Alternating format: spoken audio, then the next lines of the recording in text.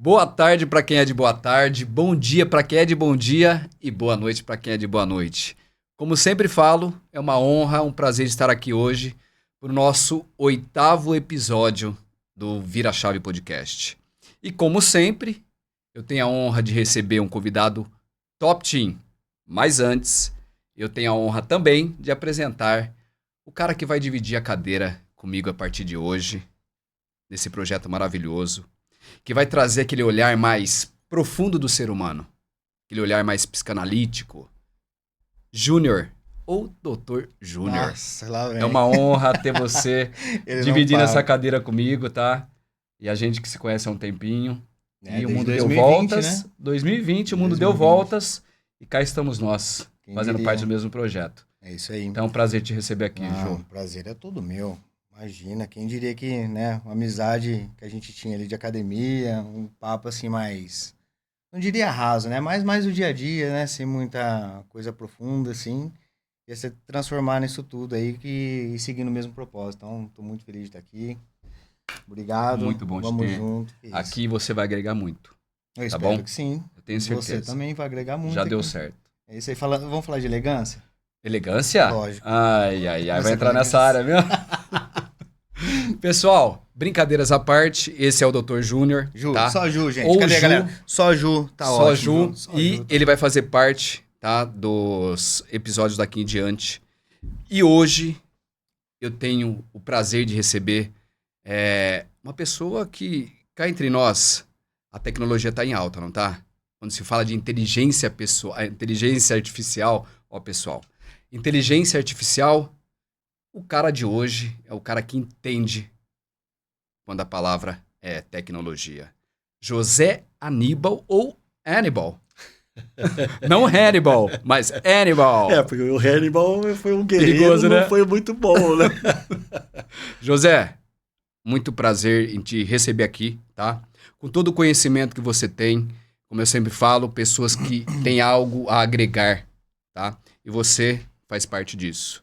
Legal. Bom, primeiro, eu só tenho que agradecer você, né? E seja welcome pro Júnior, né? E eu vou chamar de Ju, tá? Opa. E eu acho que é super importante, né? Acho que vai ser o contexto da nossa conversa, que um dos pontos importantes é o relacionamento, né?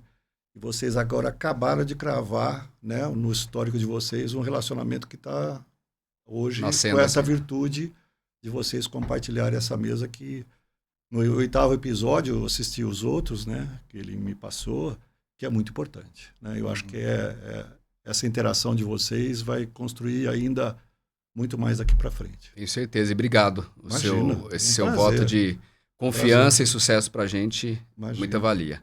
Mas com certeza vocês vão ter. Tá? E Hannibal, você é a estrela do momento, cara. Me fala um pouquinho de você. Eu sei que você é modesto, a humildade tá, acho que enraizada em você. Me fala um pouquinho de você e aí a gente entra nas perguntas. Tá bom. Bom, rapidamente, eu sou uma pessoa da classe média que nasceu em Campinas.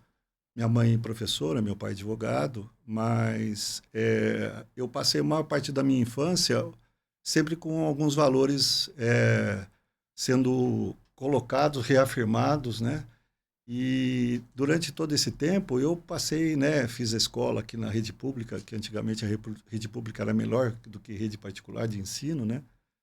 E durante esse trajeto, no ensino hoje fundamental e médio, né, que naquela época o ginásio e o colégio, nós tentávamos fazer algo que era mais confortável para a gente, né? Hoje a molecada fica no videogame, a gente ficava na rua, eu adorava futebol, eu só jogava futebol. Tanto é que eu ia para a escola, né, e eu tinha um apelido. Esse apelido era Canoinha. Aí, por que Canoinha? Não vou falar o meu não, viu? Eu já vou avisar. Por que Canoinha? Porque eu tinha um caderno universitário, e esse caderno universitário eu dobrava ele e punha debaixo do braço. E passava o ano inteiro. Quando eu chegava na sala de aula, eu abria o caderninho e ele ficava assim, né? Porque eu não ficava mais reto, né? Então eu era o Canoinha. Então, imaginem, eu fazia assim para tirar 5, que era a média, para passar, né? Mas aí depois eu me encontrei quando eu estava fazendo cursinho, né, para a faculdade, E aí meu pai era amigo do Heitor Regina, que na época era o reitor da PUC. Meu pai conversando com ele, falou, meus filhos vão entrar agora e tal. Ele falou, olha, por que não fala para eles olharem análise de sistemas, que é um curso novo, acabou de começar. Né? Aí meu irmão fez, ele ficou na 3ª turma e eu fiz a 4ª turma. Aí, daí para frente, começou realmente a minha preocupação com a vida profissional, né?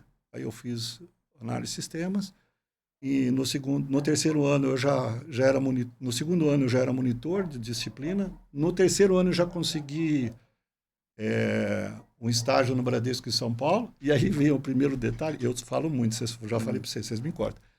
Aí eu saía, acordava às 5 horas da manhã em casa, ia para a rodoviária, minha mãe me levava, eu pegava um ônibus, ia para São Paulo, na rodoviária antiga, que era ali na Luz.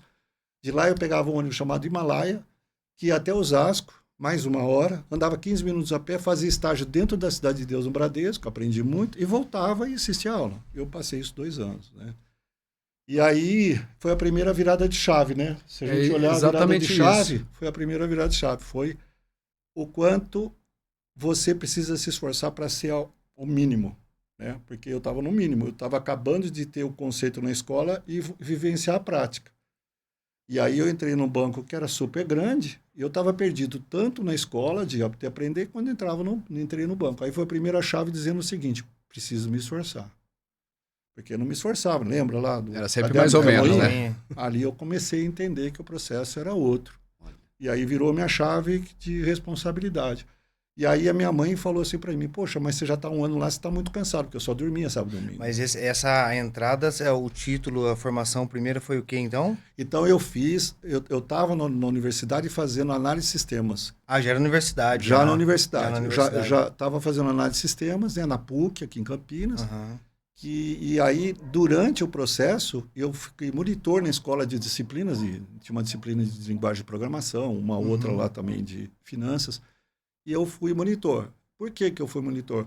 Porque eu comecei a entender que eu tinha que produzir meu próprio recurso. E aí eu comecei, na monitoria, a pagar minha faculdade. E quando chegava nas férias, o que eu fazia? Eu trabalhava na secretaria da escola e revertia em mensalidade. Então você passou a se bancar, né? Não, porque a viagem para São Paulo, todo dia tal, o que eu ganhava do estágio era muito pouco. Então, meu pai complementava. Entendi. Então, meu pai me ajudava. Teve o suporte do pai. Deu suporte. Bom, isso culminou de que nesse esforço todo, eu tive a oportunidade, e na época também, não tinha ninguém na área de tecnologia da informação, né?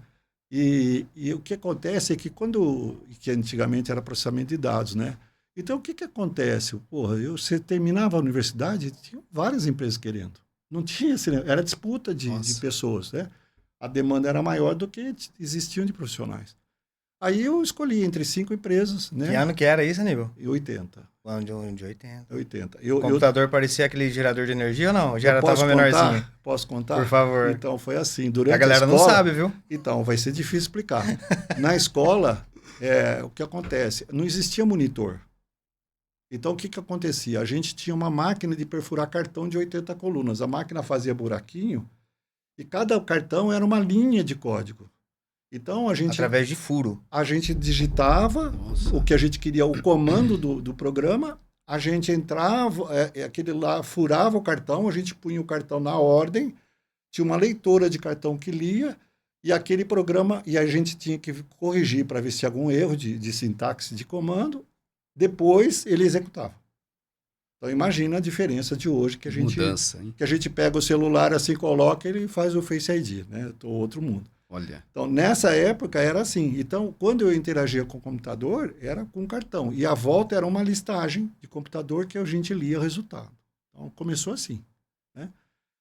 E aí eu comecei a trabalhar lá na secretaria e comecei a ter... E eu comecei a envolver muito com os professores, aprendi muito com os professores. Eu tive 2 professores, o professor Walter e a professora Cristina, né? Que foram, assim, espetaculares. Eles deram uma visão de o que é entrar no mundo corporativo versus a gente só olhar a teoria, né? Bom, fiz o estágio e aí eu escolhi, né, das 5 empresas, quando eu me formei, aí eu entrei no Itaú, fiquei 4 anos no Itaú, aprendi muito. Aí do Itaú eu mudei, fui para a CID Informática, que era uma empresa do grupo Sharp, que fazia televisão, hoje já não Nossa, existe Sharp. mais. Sharp. Caramba. E começou a automação bancária, porque antigamente os bancos não tinham nada automatizado, como é hoje, né? Então começou uma maquininha preta, que tinha um cartão magnético, que você fazia a transação bancária e já caía na sua conta. Não precisava anotar na listagem para ver o saldo, nada disso, né? Uhum. Aí eu entrei nessa empresa, fui fazer um trabalho no Lloyds Banking, né? O Lloyds Banking é um banco público-privado da Rainha, Nossa. que tinha aqui uma unidade no Brasil. E eu entrei para quê? Porque como eu já tinha trabalhado na automação, eu fui instalar as 14 agências pelo Brasil. Fiz a instalação e eles me contrataram. Você não quer trabalhar com a gente? Aí eu fui trabalhar no Lloyds, né? E aí depois de fazer toda essa parte de automação, eu comecei a fazer outras coisas. Eu comecei antigamente, não sei se o pessoal aí sabe, mas a inflação era tão alta que existia o overnight. Quando você depositava o dinheiro, durante a noite rendia, chegava no dia de manhã, já era um valor maior do que agora. E quando a gente recebeu o salário, a gente corria no supermercado para comprar, porque aquelas maquininhas de trocar o valor, a gente não Atualizava, conseguia né? comprar mais Olha. outra coisa, né? Então, assim, imagina que eu estava nesse momento e eu estava dentro do banco durante todas as mudanças de moeda. Uma delas, eu fiquei 3 dias no banco sem tomar banho, só para alterar os programas, porque tinha data limite para o banco abrir. Então, essas coisas que foram acontecendo, né? Uhum. Quando eu entrei no Lloyds, saí do Itaú e entrei no Lloyds, foi assim, uma outra mudança de chave. Eu falei assim, caramba, eu acho que eu tenho potencial. Porque Você achava ainda, hein? Não, porque qual é o ponto, né? A gente é jovem. Sim. A gente não consegue, durante o processo, depois que acabou, né? A casa construída, você fala, o telhado ficou bom, a janela está torta, a porta não ficou legal, e tinha que ter uma luz aqui, uma árvore aqui. Quando você está no processo, você não sabe, né? Certeza. Aí, eu estava no Lloyds, fiquei 4 anos lá, e minha esposa engravidou, né? Teve minha primeira filha, Uhum. e aí eu vim para Campinas, para trabalhar em Campinas. Aí eu vou abrir um parênteses, né? Eu tenho 2 filhas, né? Sou casado há 40 anos, bem casado. Eu tenho uma mulher maravilhosa. E essas 2 filhas minhas nasceram no mesmo dia, no mesmo mês, meia hora depois que a outra. Que programação é Rapaz. essa, gente? Não era porque era analista. E meu irmão me sacaneia até hoje. E você, exatamente. Foi meu irmão sacaneia até hoje porque ele diz o seguinte: você só transava uma vez por ano e errou 3 em seguida. E aí, eu vim para Campinas, nasceu minha filha, e eu fui trabalhar na Gerdau Serviços de Informática, que era uma empresa que tinha 25% da IBM e 75% do Grupo Gerdau. Ao longo dos anos, passou a ser 50-50, depois passou a 75% da IBM e 25% da Gerdau. Nessa hora, o pessoal me tirou da filial Campinas e mandou para São Paulo, no headquarter, né? Na unidade central. E aí eu me desenvolvi. Só que aí minha esposa ficou grávida, teve outra filha, eu saí fora. E vim para... E partindo desse pressuposto, uma pergunta que eu tenho para te fazer do lado pessoal, e muitas vezes acredito que aí tenha rolado uma decisão muito importante nessa sua trajetória. Uma decisão pessoal difícil que acabou sendo um motivo, você falou assim, não, essa virada de chave assim... Quando se fala da vida pessoal. Da vida pessoal, eu tive 3 coisas. 2 muito boas e uma muito ruim. 2 coisas boas. O nascimento. Né? O nascimento de um ser, independentemente de você ser o pai de sangue ou a mãe de sangue, é uma vida. Uhum. Né? Então, isso virou minha chave. Porque eu digo para todo mundo, né? Inclusive um amigo meu um rapaz, um colega nosso, amigo, né? Acabou de ter o primeiro filho. Eu falei, agora tenho família, porque antes tinha um casal. Né? Então, quando nasce o primeiro filho, realmente existe a primeira família, né? Ou a família em si. Né? E essa foi a mudança de chave. Aí a gente vê aquele ser e fala, eu sou responsável por isso. Né? Então, aí foi a virada de chave. Então, tem o que? O que mudou dentro de você após esse evento?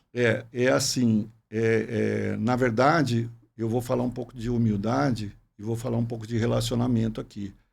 Mas existe uma coisa antes de tudo isso, que é o amor, né? Uhum. Você sabe definir o amor nas relações, mas o amor de pai e de mãe, ele ele em algumas vezes, não em todas as vezes, ele é ímpar, você não consegue definir. Uhum. Tanto para o bem quanto para o mal. Porque eu tive um amigo, por exemplo, que teve filho que não quis ter o filho.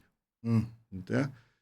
Então, no meu caso, foram coisas felizes, né? Sim. Que eu cheguei e mudou a minha vida. Por quê? Porque passou a ser não a minha vida profissional e da minha esposa, mas sim ela, né? A minha filha. Tanto é que eu saí de São Paulo, vim para Campinas ganhando 40% do que eu ganhava. E quanto que você já era apaixonado pelo que você fazia nessa época que a neném nasceu? Aí eu, desde a faculdade, fui apaixonado. Foi isso, foi a cartada. Eu me apaixonei pela área porque a área, ela nunca muda. Ela nunca fica igual. Ela sempre muda. Certo. Só que o princípio é o mesmo. Tá. Então, você nota as transformações. Se eu sair de um cartão perfurado para o IA agora, é uma coisa que Olha não dá nem isso.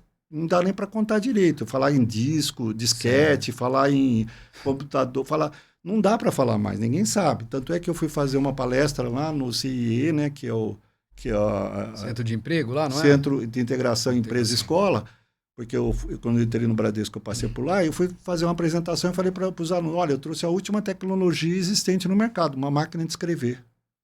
Uau. Aí eu pus lá, fiz a palestra, chegou no final, falei, quem quer testar essa máquina? Aí o moleque foi lá, eu pus o papel, virei, falei, digita aí. Ele digitou, ele falou, nossa, você digita, já imprime. Pô, entendeu? Assim, Sim. é essa a dimensão. A gente não consegue falar mais sobre a história, né? Então, Porque muda muito, né? sim. Mas excelente essa da máquina. E lá. aí, voltando para o ponto positivo, é que nas duas minhas filhas, os amores foram diferentes, né? O primeiro amor foi um amor, assim, de, como a gente pode dizer, inédito. E o segundo foi confortável, porque, que nem algumas pessoas me perguntam, né? Você não queria um filho homem? Cara, eu vou falar para você, eu nunca pensei nisso, de ter preferência, porque... E depois que eu tive duas filhas mulheres, né? Pô, cara, você recebe carinho Nossa. de manhã, à tarde, à noite, até dormindo, entendeu? Então, assim, não tem o que falar, né? Então, esse é o ponto. Então, essas duas coisas foram muito importantes para mim, foi virada de chave, tanto é que eu sempre deixei em primeiro plano e acertei em ter deixado, e tive um compartilhamento muito grande com a minha esposa, porque ela parou de trabalhar para cuidar dos filhos, foi um combinado nosso, né? Ela trabalhava. E depois a gente teve, durante esse processo, né, que eu saí depois da Gerdau e fui ter a minha própria empresa, e eu prestava serviços da Vulcabras, né? A gente ajudou eles a fazerem uma migração lá de sistemas e tal. E aí eu já estava com a minha empresa e tinha um sócio. Nessa oportunidade, eu sofri um sequestro, né? Eu tinha reformado minha casa, acho que ficou chamando atenção num bairro de classe média aqui, né? E aí os caras entraram em casa, roubaram, estavam roubando a gente, e aí o vizinho ouviu, né? Vocês estavam na casa? Tava eu, minha Não, esposa então, e as duas filhas, dentro de casa. Eu fui abrir a porta para ir trabalhar, meu sócio ia chegar de carro. Quando eu abri a porta, eles entraram. E aí eles começaram a pegar as coisas, juntar as coisas e tal, só que eles falavam alto, batiam em mim, e o vizinho, era muito próximo à parede, começou a ouvir e chamou a polícia.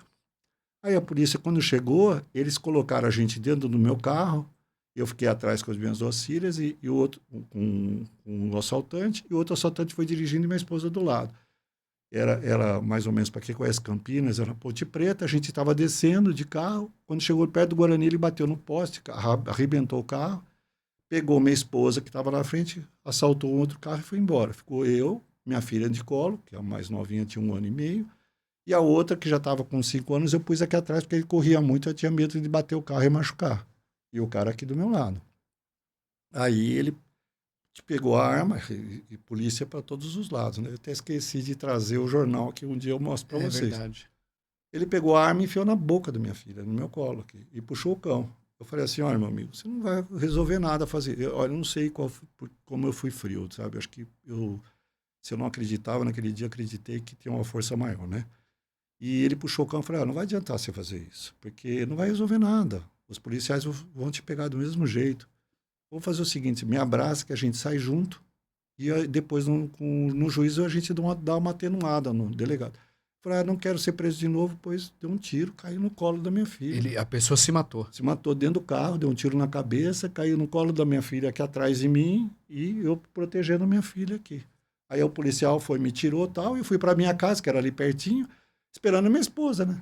Aí, por sorte, tinha um delegado que viu tudo, seguiu o outro, porque a polícia estava atrás e a polícia bateu e estourou a roda, não pôde seguir. E o bandido largou, o assaltante largou a minha esposa e o delegado foi lá e pegou e trouxe. Levou para o hospital. Ela teve fratura, teve... Não, Uma pancada no carro. Então, essa foi outra virada de chave ruim. Mas aí eu entendi o que é a humildade. Entendeu? É interessante que a próxima pergunta está muito ligado a isso, a parte humana e emocional. O que é a humildade, né? Você imagina que você tem uma filha e alguém coloca uma arma na boca da tua filha. Você tem que ter, assim, um mínimo de sabedoria depois de todo esse caso. Tudo bem que você fica com sequela, né, por um tempo, né? Hoje, graças a Deus, está tudo tranquilo com relação a isso. É lógico que fica ferida, mas nada, né? É que você entender que você é um ser humano como todo mundo. E aquela pessoa que fez aquilo, ela tinha um motivo de ter feito, né? Sim. A gente fica revoltado, tal, mas você não sabe o que ela passou para chegar naquilo. Uhum. Você não sabe os desequilíbrios da vida trouxe para ele, né? Então você tem que ser humilde nessa hora para você entender. E outra coisa que a gente tem que ser humilde é que na época eu fui até o batalhão e fiz questão de dar meu depoimento para toda a tropa. Por quê? Porque os policiais ficaram em cima das paredes, em frente de casa, de peito aberto, e o cara apontando a arma. O cara tem filho. Eu podia ter perdido os filhos também. Então, correu o risco, né? Tudo bem, a profissão do cara, mas, pô, o cara é um ser humano, né? Ele espera voltar para casa. Aí eu vi que era humildade, né?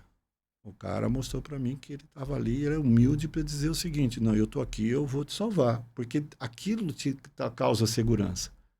Você vê o policial, você fica seguro, né? Você não sabe desenrolar, mas você fica seguro. Então, essas três coisas foram assim que me levaram para esse... Que opostas, né? Totalmente opostas. Caramba. Mas são elas que a gente vai levando, né? E outra, interessante o seu olhar. Pode falar, Ju. Não, então, não. Todo esse contexto, né? Isso é riquíssimo, tá? Nossa, acho que qualquer palavra que eu usar aqui chega a ser bizarro, né? Com todo esse recurso emocional que você está demonstrando em lidar com as coisas. Mas eu fico pensando assim, como que foi a construção disso tudo, né? Porque você estava totalmente deslanchando na sua carreira, já fazendo o que gosta, o seu filho nasce, você fala, não, peraí, agora tem algo mais importante aqui. É algo com amor, é algo com desenvolvimento. Eu quero saber de você, como que você acha que você se tornou esse homem? O que foi o prepulsor para você começar a se tornar esse homem? Porque eu tô quase pedindo pra você me adotar, cara. Na verdade, cara. Né, cara? Na verdade, depois eu vou até contar alguns propósitos meus, né? Que eu realmente eu ajudo algumas pessoas, né? E eu tô sempre à disposição. Tem algumas pessoas que conversam comigo sobre futuro, profissão, carreira, várias coisas, né? Bom, o que levou isso, né? Foram os valores que eu tive dos meus pais. Seus pais. Por exemplo, em casa, a ética era uma coisa inegociável. E o que era ética? Ética para nós, meu pai sempre falou e minha mãe também, ética para nós é você tem que fazer aquilo que é improvável mesmo sem ninguém estar vendo. Aí, e era isso que você via. O que era o improvável? O improvável é o seguinte, eu tenho esse fio aqui, esse fio está largado aqui, não tem ninguém vendo, eu vou pegar para mim. Não, isso não é ético. Ético é de alguém, isso aqui está lá. Então você não tem que colocar isso no seu bolso, levar, nada disso. Então, isso era a ética nos exemplos do meu pai. E eu fui entender que a ética, ela impulsionava a credibilidade. E a credibilidade, quando você tem um relacionamento, ela é tudo. Então, quando eu digo assim, quais são os seus valores? A ética é um valor, o amor é outro valor, né? O respeito é outro valor. Mas quais hoje são fundamentais para você? A humildade e o relacionamento. Veja só, nós estamos aqui por quê? Relacionamento. E por que acontece o relacionamento dessa forma? Porque nós nos respeitamos e eu criei algum crédito para ele me convidar a estar aqui. Com E certeza. como é que eu criei esse crédito? Com certeza. Com o meu exemplo. Não adianta eu falar, eu tenho que dar o exemplo. Não adianta eu vir aqui falar e não fazer aquilo que eu estou falando. Falar de humildade e não ser humilde, né? Né? Assim, tem várias pessoas falando de humildade, né? Então, assim, mas o que é humildade? Que, né, o pessoal me pergunta. Humildade, cara, é você ter certeza do que você é como ser humano e você não ter o ego menor ou maior com relação a isso. É isso que é humildade. Então, você sabe que você é como pessoa e isso não aumenta o seu ego ou não cria ou subestima, né? Total. Então, o ego, junto com o relacionamento, me traz há muito tempo a reflexão de que a gente, sem isso, a gente não consegue ter algo que a gente vai deixar, né? Porque aquilo, né? O que eu vou deixar? O que é um Aníbal? O que o Aníbal vai deixar? Cara, eu não sou nenhum Bill Gates, eu não sou nada, né? Mas eu vou deixar algo importante. E o algo importante é o que eu fiz, fui ético, ajudei alguém e mantive um bom relacionamento. E quando você tem ética, o relacionamento tem credibilidade. Entendeu? Uma coisa que a gente até falou, né? Isso acho que foi no nosso último, né? Essas questões das sequelas, que os nossos traumas, eles acarretam e a gente acaba tomando decisões e comportamentos que, né, vão... Que nem eu falei pro Riso, muitos deles são até irreversíveis, né? São. Como que é pro Aníbal, por exemplo, assim, tá sendo assaltado, né, com uma filha de colo, a outra protegida aqui, a esposa acabou de sofrer um acidente, já tá em outro carro, e ter essa concepção assim, meu, eu não sei o que aconteceu na vida desse cara pra ele tá fazendo isso. Não foi nessa hora que eu pensei isso, tá? Não foi nessa hora? Pensei depois. É quando você falou friamente assim, eu falei, bom, ali, na hora, eu fiquei frio da seguinte maneira. Bom, eu, quando fui jovem, eu aprendi a atirar. Meu pai me ensinou a atirar. Na época era normal ter armas em casa. E eu atirava e meu pai falava, você prestou atenção aonde você atirou? Você sabia que você queria atirar lá? Você tinha certeza que você quer atirar ou que você quer parar de atirar? Então, isso me fez lembrar na hora dizendo o seguinte, eu não posso ter reação nenhuma, porque senão qualquer reação me assusta ele puxa o cão. Então, essa prática que eu tive me ajudou nesse momento. A outra foi o seguinte, eu tive proteção divina. Eu não tenho dúvida disso. Porque eu, nos momentos de estresse, eu sou tranquilo. Momentos de estresse. Sou. Por exemplo, nos casos mais difíceis da empresa que eu trabalhava, eu estava tranquilo. Por que eu sou assim? Não sei. Não sei de explicar. Mas na hora do grande estresse, eu consigo acalmar, pensar e ter uma alternativa. Se é certa, errada, se foi boa ou não foi, é depois. Mas você preferiu a calmaria, né? E eu tive proteção na hora. Com certeza. A única coisa que o desfecho foi muito ruim, né? Ele ter tirado a vida dele foi muito ruim. Mas foi uma escolha, né? E é aquela história. Por que eu não guardo? Porque devagarinho a gente aprende na vida o seguinte. Eu vou até um certo ponto, daqui para frente é com você. Não é verdade? Então... E diante disso, assim, Aníbal, tudo isso que você presenciou, com toda a sua história, você conheceu muitas pessoas, participou de muitas histórias, com certeza ajudou a desenvolver muita gente, né? O que você pensa, assim, cara, sobre a mudança nossa do ser humano como pessoa mesmo, como evolução? Porque você é muito bonito, eu fico arrepiado só de te escutar, falar, cara, eu recebi muito amor. Meu pai era ético, minha mãe e tal. Então, tipo assim, você percebe que isso levou, né, impulsionou você fazer e construir tudo que você construiu de uma forma profissional e afetiva também, pessoal, né? Pessoal não é isso que... Então, eu fico pensando assim, o que você pensa a respeito de uma mudança mesmo? Porque na clínica eu vejo, e eu também me coloco nessa posição, pessoas que vêm, por exemplo, de violência, de negligência, de abuso, cara, tem uns comportamentos assim, o desejo da pessoa tá apontando totalmente para cá, ó, que realmente ela quer, que vai fazer o bem para ela, que vai fazer ela evoluir, ela conquistar o espaço dela. Só que a punção que ela tem em atender essa recorrência emocional que ela passou, essas sequelas, atrapalha muito. E o que você, com tudo que você viu, você pensa sobre isso, sobre a mudança da pessoa, sobre esse tipo de evolução? Então, assim, Júnior, eu acho que tem dois grandes fatores aí. Né? O primeiro deles é que, eu vou entrar um pouco na tua área, né? por eu ter estudado tal neurociência por causa de um estudo que eu fiz aí na universidade, eu vou conotar duas coisas, né? A primeira é a neurose e a segunda é a psicose, né? Pelo que eu entendo, a neurose, todos nós temos Todos alguma, nós, sim. né? Porque muita gente acha que neurose é quem é doente. Não, todo mundo tem. É.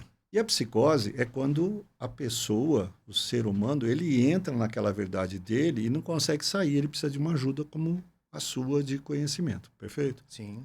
E tem o tal do borderline. Borderline é nada mais é que o limite entre neurose e psicose, né? Quando acontece algo muito ruim, no meu caso eu estou falando, eu fiquei sabendo disso muitos anos depois, há pouco tempo, no meu doutorado, mas lá atrás, o que eu entendi? Que o autoconhecimento era o mais importante de tudo naquele momento. Eu não tinha o autoconhecimento. Eu comecei a ter ali. Aí eu olhei para dentro de mim, aí eu olhei para as minhas reações, aí eu olhei, e assim foi. Tanto é que eu fui começar a ter psicólogo há 6, 7 meses atrás. Eu estou num psicólogo porque eu quero saber o que eu vou fazer para frente, se o caminho que eu estou tomando é legal ou não. Né? Então, esse é o primeiro ponto, né? Que é o autoconhecimento. Quando a pessoa tem um autoconhecimento e ela consegue no autoconhecimento se identificar, ela depois vai conseguir resolver as coisas dela. Né? Ela vai conseguir enxergar o outro de outra forma. Ela vai conseguir enxergar a si próprio de outra forma. Né?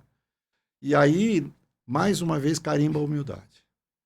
Aí a humildade vem de novo e fala, opa, né? Não é porque aconteceu isso agora que você é um coitadinho. Você tem que seguir à frente, quebrar as pedras, cuidar da fome, sabe?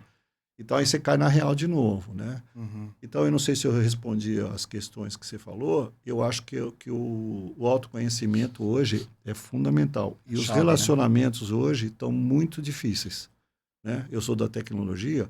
Os jovens hoje não se relacionam, né? Eu sou professor e coordenador de pós-graduação. Eu tenho lá, o pessoal tem um curso que chama pós-graduação Data Analytics e Marketing na ESPM, na Escola Superior de Propaganda e Marketing em São Paulo, que ele tem, o curso é híbrido, você pode fazer online ou presencial. Cara, quando os jovens, a média de idade é 30, 32 anos, tá? Quando os jovens entram em sala de aula, eles adoram, porque eles começam a se relacionar. Hoje teve aula de manhã, que eles têm 2 vezes por semana e um sábado por mês. Eles foram de manhã, já fizeram o café da manhã, eles estão adorando, ou seja, eles estão vivenciando aquilo que para nós, na minha geração, era normal. Então, o que eu falo, muito do que acontece hoje, né? Eu infelizmente soube de uma notícia ontem que uma professora da minha filha aqui da Unicamp se matou. Então, assim, cada vez que a gente ouve, antigamente a gente não ouvia tanto suicídio, cada vez que a gente ouve é porque as pessoas estão distantes, não existe o relacionamento. Não tem mais nisso. Né? Não existe o acolhimento, né? Aquele negócio assim, porra, ouve o que ele está falando. Se ele vem com aquele olhar triste, não pergunta, ouve. Exatamente. Isso já é uma caridade que você vai fazer para a pessoa. Ouve o que e ela ouça quer. sem julgar, né? Não, isso. Aí vem ouça os sem outros julgar, pontos. né? Aí vem os outros pontos que você bem falou. Você não pode julgar. Você tem que entender o que é a pessoa e não entender pelo seu repertório. E aí você tem que refletir e não pode julgar e não pode falar nada. Entra a empatia, você só tem que acolher. Fala, olha, eu entendi, mas eu acho que você, como pessoa, você vai conseguir sair dessa. E se você precisar, eu vou estar aqui de novo. Então, esse tipo de situação é um aprendizado de tudo que ocorre na tua vida. Então, essas coisas aí me levaram a ser o Aníbal que eu sou hoje, né? Que é o natural, né? Então, por exemplo, você é literalmente uma pessoa que realmente acredita e presenciou toda a mudança, a evolução dos seres humanos aí. Porque, Aníbal, cara, é tão comum, acredite, a pessoa chegar e falar, Júnior, ainda tem jeito ainda. Eu não sou um caso perdido, não. E sabe, e assim, é uma oportunidade, óbvio, na posição de terapeuta, cara, o nosso cérebro, ele se desenvolve até o nosso último suspiro. Isso. Então a gente pode evoluir sim até o último suspiro, mas o sofrimento é tanto que leva a pessoa a questionar. Será que isso ainda muda? O que você, Aníbal, com toda essa experiência, tudo que você fala sobre a mudança? Uma das coisas que eu faço é falar muito de IA, né? De inteligência artificial. E quando a gente fala em inteligência artificial, a gente fala de empregos. Quando a gente fala de empregos, a gente fala de pessoas, né? Então, assim, eu venho notando na universidade que os alunos, eles estão cada dia mais com problemas de entendimento. Eles não conseguem fazer uma reflexão. O que é uma reflexão? Olha, isso aqui é uma caneta preta. O que você pode usar? Como você pode usar e aonde você pode usar? Basta a pessoa falar que vai escrever com a caneta, já tá bom. Mas se alguém falar o seguinte, olha, além de eu escrever com a caneta, eu posso deixar essa caneta num lugar para dar um sinal para mim, eu posso emprestar essa caneta para alguém. E essa reflexão não existe mais hoje. Além da caneta, né? Que é além da caneta. A caneta é um objeto, como o IA é um objeto. Então, eu acho que as crianças que estão chegando hoje em dia, eu tenho uma netinha do coração, ela chama Ayla, né? Filha do Diego, Sim. do Caça, e da Regina Barão. Ela é minha filha neta do coração, eu não tenho neta, né? Uhum. E ela fala umas coisas para mim que quando ela olha no meu olho, eu fico assim, eu não entendo assim, o brilho que essas crianças têm hoje em dia, né? Ela chegou um dia para mim e falou assim, vô, por que eu te amo? Nossa. A pergunta dela. Lindo. Eu falei assim, porque eu falo para você que eu amo toda hora. Não, eu sinto que eu te amo. Olha isso. E falou para minha Quantos pra minha aninhos, esposa, Aníbal? 7 anos. 7 anos. Então, o que, É uma você belezinha, pode esperar? cara. O que você... Não, mas É um eu tô amorzinho. contando porque é um fato, né? Sim. O que pode esperar? Um dia ela perguntou assim, vô, eu fui, levei ela num parquinho, chegou lá no parquinho, eu tava com ela lá na montanha-russa pequenininha lá, ela falou assim, vô, quando você vai morrer? Então, assim, o que acontece? 7 anos, ela tá assim, ela tá preocupada comigo, coisa que os jovens não estão preocupados com a família, com os pais, com o amigo, com nada. Essa juventude vai mudar esse modelo que nós estamos hoje, que está muito ruim. Poxa, você, a sua área, minha filha mais velha é psicóloga e psicanalista também. É assim, ela conta que a coisa está difícil mesmo, como você agora mesmo comentou. Mas eu começo a ver as crianças, elas vão mudar esse modelo. E isso eu acredito que vai mudar por essa mentalidade, entendeu? E eu espero, né, cara, que os pais tragam limite para os filhos. Porque o limite é importante. A criança pede o limite, o pai não dá. Pede o limite, o pai não dá. Aí chega uma hora que não tem limite, ela fica perdida. Quando ela está sozinha na vida, aqui não pode passar daqui. Não, eu quero, mas não pode. Por que não pode? Porque sou seu pai, eu sou sua mãe, e eu sou responsável por você e você não vai fazer. Mais para frente, quando você tiver o seu discernimento e você for uma pessoa adulta, já com vários exemplos, você vai poder ser. Né? Então, esse limite não existe. A juventude, esses jovens que estão hoje na universidade, na pós-graduação, boa parte deles não teve. Né? Não estou generalizando, hein, pessoal? Boa parte. Inclusive, vou fazer uma pergunta que fala um pouco do cenário brasileiro. Você, como teve uma experiência totalmente fora muito lá fora do país, Harvard, qual que é o seu ponto de vista quando fala de liderança, tecnologia, comparando ao cenário do Brasil, com o que você trouxe lá de fora e hoje? É assim, né? Eu tive uma vivência em cada geografia, né? Na Ásia, na Europa, nos Estados Unidos, na África, aqui mesmo aqui na América Latina. Qual é o ponto, né? Hoje, se a gente falar de liderança e falar de conhecimento e educação, nós estamos no século XIX. Né? Se você vai estudar fora do país, por exemplo, nos Estados Unidos, onde eu tive assim, uma experiência, é diferente. Eu vou dar um exemplo rápido. Aqui no Brasil, os meus cursos, o professor entra e dá o conceito e depois dá a prática. Nos Estados Unidos, você lê o conceito em casa. Lá você vai vivenciar a prática. Um exemplo. Uhum. Eu estou lá no meu doutorado, estou lendo lá um artigo, o artigo tem o cara responsável por finanças, marketing, produção, CEO, cada um na logística. E aí o que acontece? Você recebe aquele case, você tem que ler o case e se portar como se fosse cada uma daquelas pessoas. Quando você vai entrar em sala de aula, o professor fala, Aníbal, você vai defender a posição do financeiro. Você não sabe. Então você tem que entender todo o processo. Então, você aprende a desenvolver seu raciocínio e aprendizagem, né? Aqui no Brasil não tem isso, né? Eu fiquei lá um tempo, né? Acho que eu já comentei com você, né, Riso, na Índia, né? Eu tive uma cidade, né? De Canoinha para a Índia. Vai É pegando. Eu tive na Índia, numa cidade chamada Bangalore, fica no sul da Índia. Cara, é a primeira cidade que eu fui que o fuso horário tem hora quebrada. Como assim? É 8h30 a diferença do horário aqui. Lá não são... 3h54. Não são 15h54. Você tem que pegar 54 e adicionar 30 minutos. Então, é 8 horas na frente e que vai dar 25. Então, eu me perdia todo, né, com o horário. Minha agenda eu nunca entrava nas reuniões. Imagino. Que era uma puta confusão. E lá tinha as castas, né? São 4, né, castas oficiais e uma que não era oficial, que é aquele cara renegado que ninguém nem queria saber dele. É o cara que cuidava do lixo, é o cara que cuidava coisas assim. Né? O que acontecia? Quando você vai para um lugar desse, o modelo de vida é outro. É muito mais cabeça do que viver aquilo, porque é muito difícil viver em diferentes castas, em diferentes situações, em diferentes momentos. Pô, nós tínhamos lá 32 mil pessoas, cara. Uma unidade nova para prestar serviço para o mundo todo. Cara, os caras agarravam aquilo como se fosse a última coisa da vida. Olha, salvação mesmo, né? Porque né? Lá é extremo mesmo, né? Lá é extremo. Então, aquilo que trabalhava na IBM, que prestava serviço para o mundo, pô, quantas pessoas? Pô, o país mais populoso do mundo, né? 2,4 bilhões de pessoas. Isso.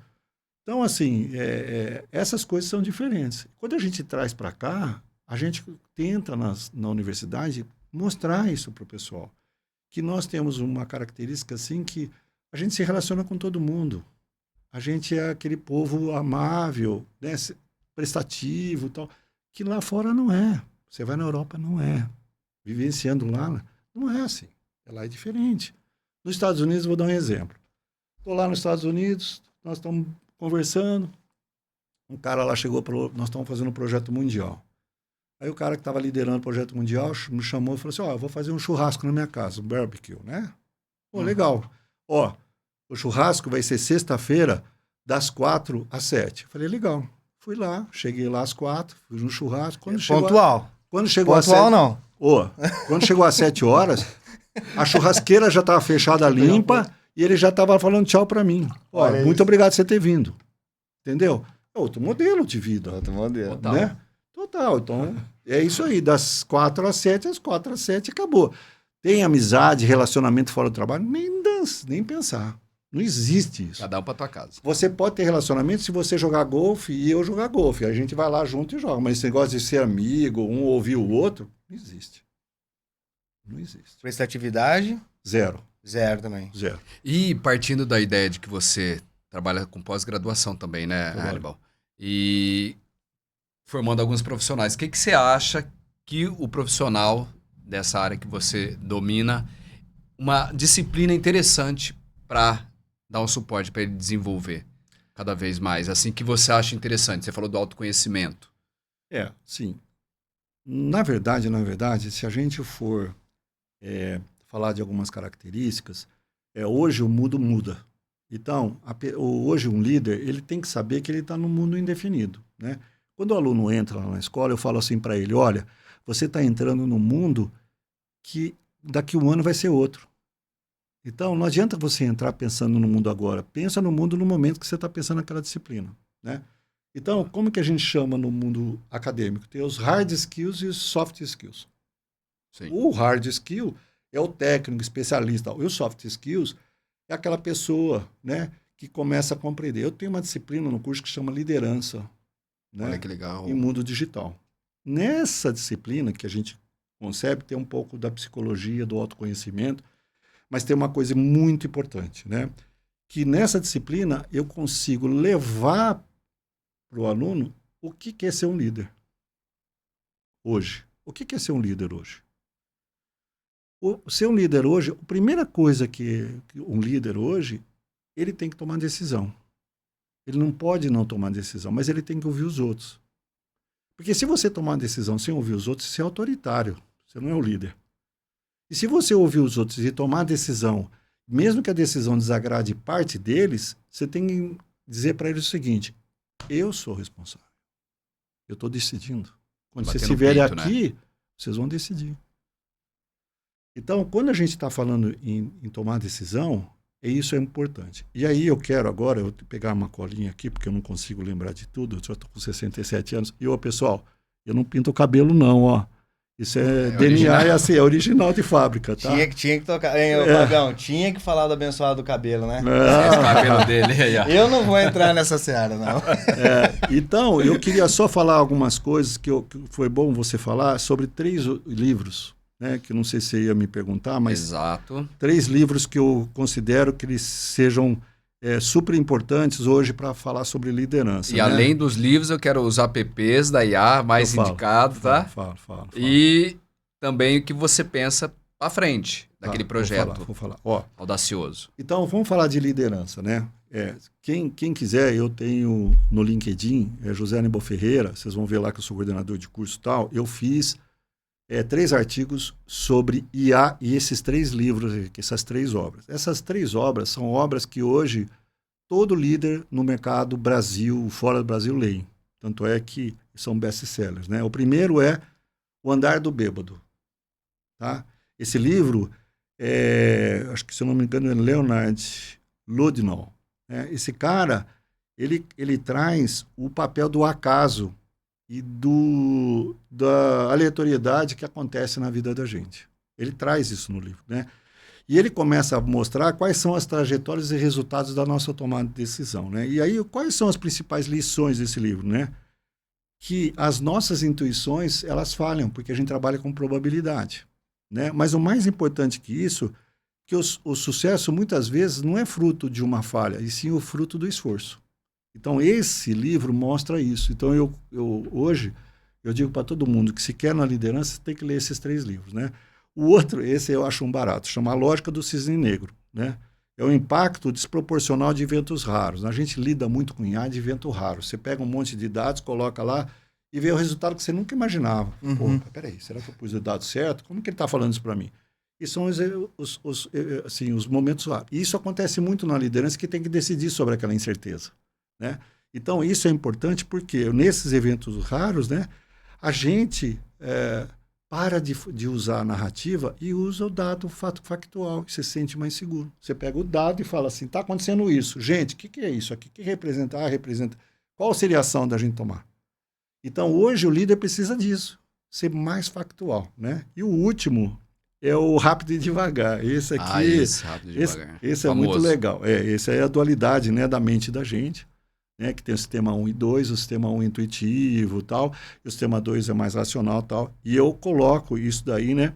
O cérebro tem os seus atalhos, aí a gente sabe, né? Você sabe melhor do que eu, né? Mas para reconhecer as armadilhas que a gente tem dos próprios ensinamentos. A gente tem um ensinamento e a gente faz a decisão sobre o ensinamento, mas tem uma armadilha que não é, para aquele caso não é aquilo, é outra coisa. E aí cria uma reflexão como líder. Né?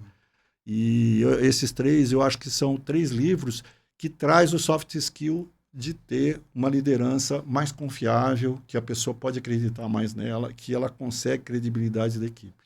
Tá? Eu acho que é esses 3, por isso que eu chamei os livros aí, tá? Ótimo. E, já que a gente citou 3 livros, me fale das IAs, tá? Que a gente tem um tempo um pouquinho mais curto. Tá, vamos falar de IA. Então, pessoal, inteligência artificial é uma coisa que todo mundo está falando muito, né?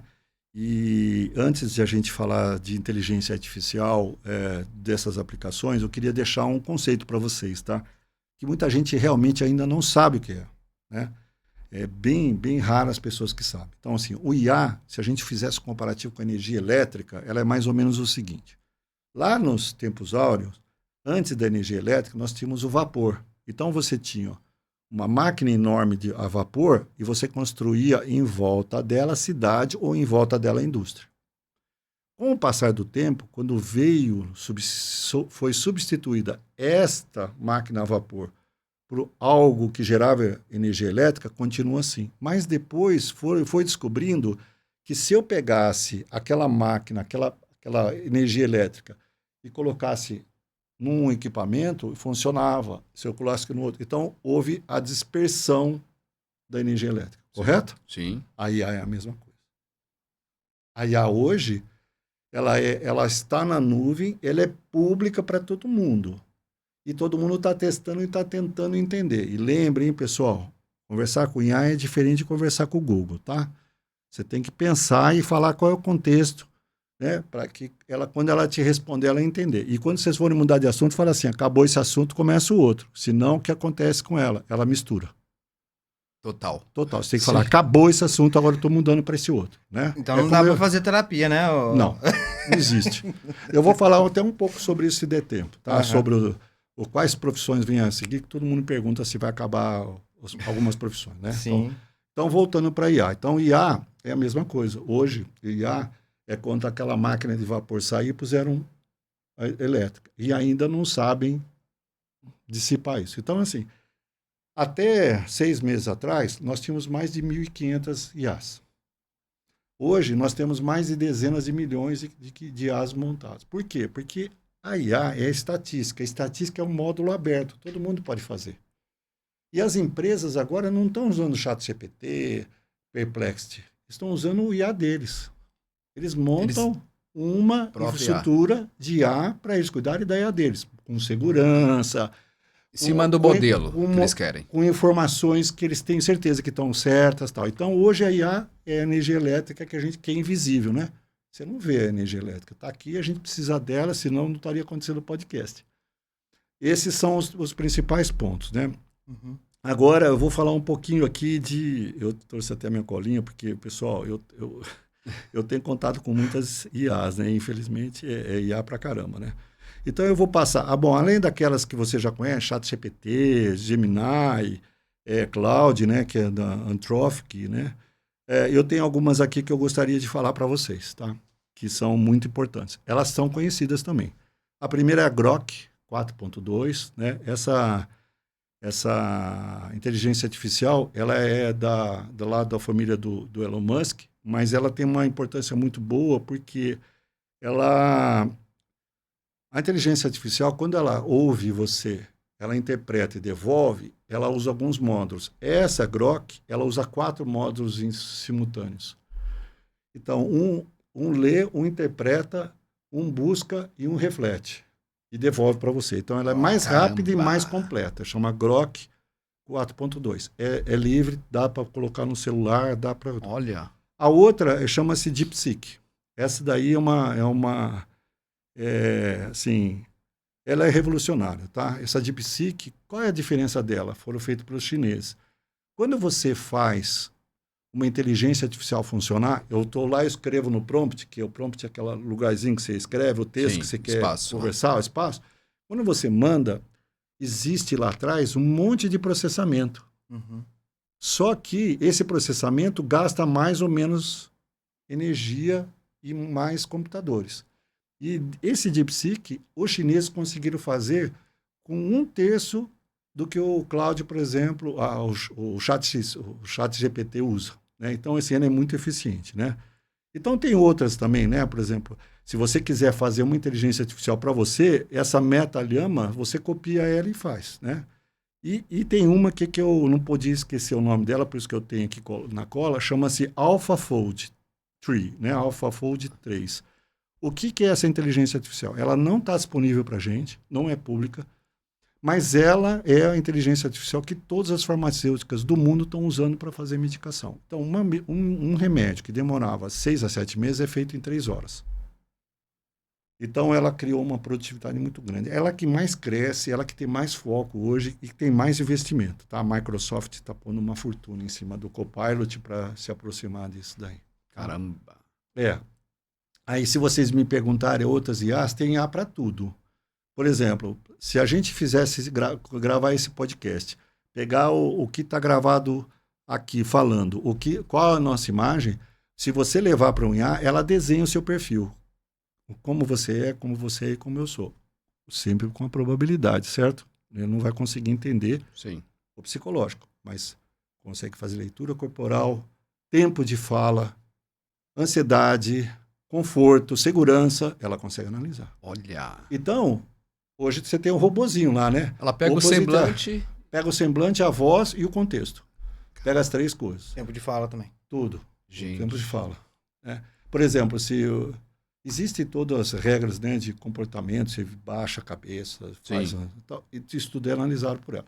Lembrem sempre que IA, ela sempre faz aquilo que ela tem conhecimento. Ela não consegue não fazer. O que ela faz, ela traz o resultado, e o resultado é que a gente chama de prescritivo, né? Então, só para não ficar na teoria de professor, é assim, o que é inteligência artificial? Antigamente, a gente tinha um resultado que era o quê? O descritivo. Eu perguntava para a IA, para o Google, quais são os estados do Brasil que tem maior população. Então, ele está vendo para trás. O que é o preditivo? O preditivo é o que está acontecendo agora. O que está acontecendo agora? Você está num e-commerce, o comércio eletrônico, alguém está comprando no e-commerce, existe um jeito de você analisar qual que é a jornada daquele cliente, o que ele vai comprar. Por quê? Porque os outros já fizeram e eu guardei. Então, ele está comprando e ofereço para ele, vamos supor, você está comprando um celular no Mercado Livre, ou na Amazon, ou no Magazine Luiza. Ele sabe desenhar o que você vai, ele fala, eu vou dar uma capinha, vou dar um... Ele faz essa leitura? Online, real time. Isso chama preditivo. O prescritivo, ele assume aquilo que você vai poder pensar em comprar. Caramba. Ele vai lá na frente, ele faz uma prescrição. O Google escuta que a gente É mundo IA, né? O celular escuta, Isso. tá? Mesmo tudo desligado, não desligado na força, tal, mas ele desligado com a tela apagada... Tá ouvindo mesmo assim? Ele ouve do mesmo jeito. Tá aberto o microfone para ele. Você tem que tomar cuidado e configurar. Depois eu te mostro para vocês. Ele tá ouvindo. Se eu fechar agora, ele tá ouvindo. A gente vai marcar outro episódio, pode ter certeza. Outros episódios. Então, vamos falar de IA, tá? Só para concluir. Tá. E aí, pessoal, que é importante também para vocês, além desses IAs, então vamos falar dos mais famosos, tá? O ChatGPT, o Perplexity. O que é o Perplexity? Que acho que eu já até passei para você. O Perplexity é um IA onde você tem no final onde ele pesquisou. Então, o que acontece? Nas respostas tem um númerozinho lá, que lá embaixo tem o mesmo número que a referência. Então, aquela informação está lá. Então, você pode fazer a curadoria. O que é a curadoria? Ver se aquilo é realmente aquilo que está falando, pelo seu conhecimento. Então, esse é o Perplexity, né? Aí, se você pegar, por exemplo, humanos, esse aí é um foguete na mão da gente, né? Nossa. Por quê? Porque ele faz uma análise do contexto da questão e da sua maturidade que ele já aprendeu. Por exemplo, humanos aqui sabe que eu sou professor de data analysis e tal, ele sabe me responder o contexto, e eu digo para ele o jeito que eu quero que venha a resposta. Então, humanos é também bem sofisticado, né? Bom, o Gemini é muito bom também, né? Que vocês conhecem, que é do Google. Do Google. E o Copilot também, que é da Microsoft, que é muito bom também. Então, esses são os mais, assim. Então, não esqueçam, né? Que no boom da internet tinha um monte de coisas, e no final sobrou só o Google. Esses IAs vão sobrar 3 ou 4. Hoje tem... Verdade, pior que a Google ainda tá... Não, os maiores investimentos hoje... Os maiores investimentos em inteligência artificial no mundo hoje, a primeira é cloud, né? É o ChatGPT, a segunda é o Google, a terceira a Microsoft e a quarta é a Anthropic, né? Que tem os outros aí também. Então é esse aí hoje mais ou menos que a gente está falando, só para não tomar mais o tempo que eu falo muito. Tá. Legal. O Hannibal, e para finalizar, vou fazer uma pergunta ligada mais à questão de valor, tá? Em princípio, quando você faz um remember, olhando para trás, tudo isso que você construiu até hoje, não vamos falar relacionado à sua carreira, mas a parte sua humana, o seu amadurecimento, esse cara que você se tornou hoje, com esse olhar, um olhar mais profundo, fora um pouco da tecnologia, porque muitas vezes é difícil, né? Desconectar, né? É assim, se a gente olhar o mundo é de tecnologia e resultados. Né? Quando você olha para esse mundo que é de tecnologia e resultados, você está falhando. Porque atrás disso é um ser humano. Sim. E nesse ser humano, você tem que entender, e respeitar, e aprender, e refletir. Né? Então, assim, o que eu aprendi é que mesmo eu falando de tecnologia para vocês, mesmo falando que é muito bom tal, mas tem alguém atrás disso, né? Sim. Então, eu aprendi que humildade e relacionamento é importante.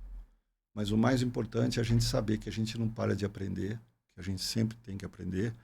E em cada interação dessa a gente aprende mais, né? Sempre. Então, esse eu acho que é ir voltando para o relacionamento e humildade, que sempre cabe nessas coisas, né? E se eu dissesse para você assim, qual seria uma palavra-chave, né, para que a gente pudesse ter um olhar humano daqui para frente, mesmo com esse monte de tecnologia? Respeito. Adorei. E aí, Júnior? Impactante. Lindo. É isso? Bom, Hannibal. super obrigado. Quero Desculpa te eu agradecer, passar viu? do tempo, eu falei muito aí, mas eu estou à disposição de vocês. Imagina, ele tem uma tolerância aí, né? Eu... Então, muito com a corda no pescoço, não. Mas eu quero te agradecer, tá? Puta conteúdo, né? O que mais tem se falado ultimamente, né? É sobre isso e a relação, né? Quando deixa de falar com máquina, é muitos querendo desabafar com máquina e se afasta um pouco das relações, que é a base de fora tudo, da curva né? mesmo, porque, olha, geralmente o pessoal, assim, tem uma relação interpessoal mais rasa, mais lógica, sabe? Não tão, assim... Mas posso ter Claro, minutinho? tem. Tem um fato que é importante a gente entender também, que tem vezes que acontecem as coisas que você nem nota. Eu trabalhava na IBM e no terceiro andar era o restaurante. E tinha uma senhora que trabalhava no restaurante. E um dia ela virou para mim, eu estava com a bandeja, ela vai pondo a comida lá, ela falou assim, mas o senhor gosta de trufa? Eu falei, eu adoro. Posso passar lá na mesa do senhor e vender? O senhor compra? Compro. Ela foi lá, eu comprei, pô, eu sou chocolate, essa barriga é só de doce. Falei, pô, que delícia, né? Aí ela passava todo dia, um dia ela chegou para mim e falou assim, senhor Aníbal, o senhor podia me ajudar? Falei, pois não. Isso aqui não está dando certo. Como não está dando certo? Uma delícia. Não está sobrando dinheiro. Aí né? A gente, no mundo corporativo, a gente faz conta de cabeça, né? Retorno de investimento, IR, não sei o quê, todos os parâmetros financeiros. Eu falei, não, vamos lá, quanto que a senhora gasta, não sei o quê, e, só tem que subir. Seu tempo, só tem que subir o preço, não sei o quê, e todo mundo aqui tem condições de pagar esse preço aqui. Aí ela foi, aumentou e foi. Aí chegou um dia, ela falou assim para mim, senhor Aníbal, pô, agora tá dando certo, né? Só que eu tô tendo que mudar de produto. Falei, não muda de produto, que vai baixar a qualidade. Falei, tá bom. E ela continuou, mudou de produto. Eu falei, você mudou de produto, tá ruim, volta. Realmente o pessoal não tá comprando mais. Falei, então volta e fala que você voltou. Olha. Seja claro e transparente para todo mundo, senão ninguém vai continuar comprando. Aí compraram, aí bom. 6 anos depois, tô lá sentado na minha sala, já na época, eu já tinha minha sala fechada, tal, já estava num certo nível lá dentro da IBM. Ela bate na porta assim e fala assim, o senhor Aníbal, sexta-feira, na hora do almoço, o senhor pode ir comigo no centro da cidade? Eu falei, posso. Aí, na hora do almoço, ela acabou o trabalho dela, era 1h30 da tarde, mais ou menos. Ela falou, vamos pegar o metrô? Eu falei, vamos. A IBM tem um metrô que era o Paraíso, nós fomos até o centro da cidade. Desceu lá, falei, o que nós vamos fazer aqui? Eu falei, não, vou mostrar para o senhor. Aí eu fui e subi no prédio, ela abriu a porta e falou assim, esse aqui é o apartamento que eu falei para o senhor que eu queria comprar com as trufas e eu comprei hoje. Ou seja, 6 anos depois, um mero olhar para ela de fazer um cálculo financeiro propiciou uma alavanca para ela comprar um apartamento. Olha isso. Então, assim, e aí, pessoal, não quero me vangloriar, estou dizendo só que esse olhar humano, ele ultrapassa até a sua visão. Se você tem aquele olhar e faz uma pequena ajuda, aquilo se propaga. E vai reverberar na vida dela, tipo, os netos e tal, né? Vai colher um fruto. Então, é uma coisa bonita. Então, eu guardo isso na virada de chave. Isso é tipo assim, eu preciso ter mais atenção para as pessoas. Essa é a virada de chave. Porque passou desapercebido. É tão comum para mim fazer um negócio para nós, é super tranquilo, né? Mas para ela, não, né? Então, esse é o ponto, né? Gostei, porque tava até estranhando, porque não falamos sobre, você nem falou sobre, mas aconteceu. Tinha que acontecer. Tem outras coisas também que a gente faz, mas depois a gente deixa para outro dia. Nossa, gente do céu, vai ter que ser 2 horas. Mas conversa andou, fluiu, e eu acabei esquecendo de agradecer aos patrocinadores, tá? Os apoiadores desse projeto. Começando pela Casa de Carnes Pinton e Pinton, são 50 anos de tradição, servindo as mesas de Souzas, Joaquim Egídio e região, tá? Bel Fernandes Óticas, tá? Cachorrutes, hotelzinho só para cachorro, aquele hotelzinho charmoso, Beijo, Mari. tá? Delicioso, para deixar o cãozinho maravilhoso ali, tranquilo, feliz e contente. Quero agradecer também a Centro Geriátrico de Souzas, lá com o Alain, pelo apoio, tá? Desse trabalho tão lindo, de muito amor e respeito com o próximo. E quero agradecer você aí, que doou um pouquinho do seu tempo para ouvir esse bate-papo gostoso, descontraído, porém de muito aprendizado, não é mesmo? Então, um beijo no coração e fique com o Papai Oxalá. Não vai falar da nossa estátua? Ah, e tem Ó, mais pessoal, essa cadê a parte, ó. câmera? Olha isso. E aí, esquecendo. Olha Ó, isso. olha esse detalhe aqui, ó. Olha que bonito. Como que é o nome Trabalho, dessa, assim, ó. só pra saber da ajudante? Ela tem nome já ou não? Ela não tem. Você não deu nome Boa pra ela? pergunta. A gente vai ter que marcar até o nascimento, a data de nascimento. Isso daqui é um trabalho feito com as impressoras 3D, tá? Então, quem tiver interesse, eu indico. Ok? Fechou, pessoal? Então, um beijo no coração e até a próxima. Beijo, galera. Valeu. Abraço.